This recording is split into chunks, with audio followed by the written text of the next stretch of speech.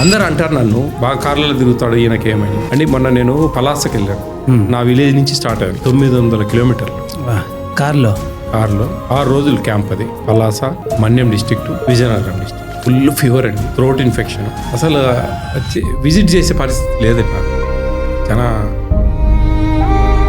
ఇంత దూరం నుంచి వచ్చి నేను రెస్ట్ తీసుకొని ఇక్కడ పండుకుంటే ఎట్లా అని సెలైన్ బాటిల్ ఎక్కించుకున్నాను.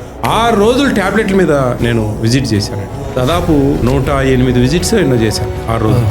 ఒక ఆయన ఎవరు బాగలేదు సార్ రాలేదు అని చెప్పారు. సెలైన్ ఎక్కించుకొని రావాలండి, సెలైన్ ఎక్కించుకొని రావాల్సిందే మరి. అంటే నేను ఎక్కించుకొని ఉన్నప్పుడు నా థాట్ అది. ఎందుకంటే సెలైన్ ఎక్కించుకొని నేను ఉండేది 2 days అండి. మీరు వస్తే కదా నేను ఎక్కడెక్కడ సమస్యలు పరిష్కరించుకుంటా ముందుకు పోగలను.